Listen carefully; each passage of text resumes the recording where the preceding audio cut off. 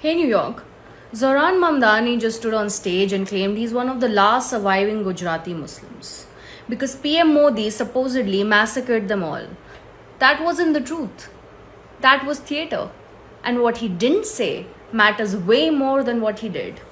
Let's hear him out. His family comes from Gujarat in India, and his family is Muslim, I'm Muslim. And Narendra Modi helped to orchestrate what was a mass slaughter of Muslims in Gujarat to the extent that we don't even believe there are Gujarati Muslims anymore. And when I tell someone that I am, it's a shock to them that is even the case. And this is someone who we should view in the same manner that we do Benjamin Netanyahu. This is a war criminal. Let's look at reality.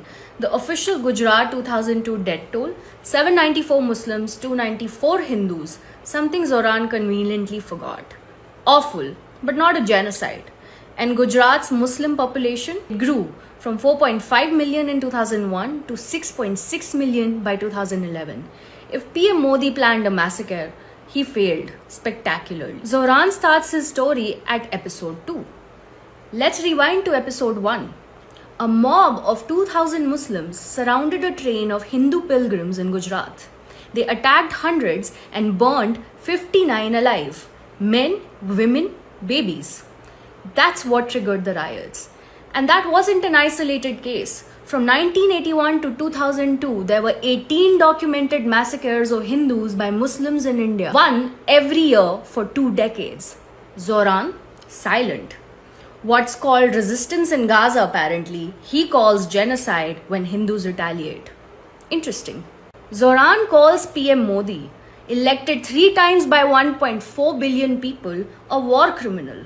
But not China's Xi Jinping with 1 million Muslims in camps, Iran's Ayatollah under whom women are raped before execution, Pakistan's PM where Hindu girls are routinely abducted every week and converted to Islam, Houthis in Yemen, his Shia brethren, where 259,000 kids under 5 had dead under their watch. When Hindus bleed, Zoran scrolls past. When Islamists kill, he finds context. I don't live in New York. Zoran's policies won't destroy my economy. But let me say this. He's that guy on dating apps. Tells every girl what she wants to hear. To Muslims, free Palestine Messiah. To college grads, freeze the rent, free bus rides. To liberals, human rights crusader. But the facts, half told. Outrage, selective. The principles, convenient. He's a bomb waiting to explode.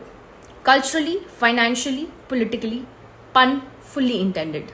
Because sometimes the man who promises everything is the one who costs you everything.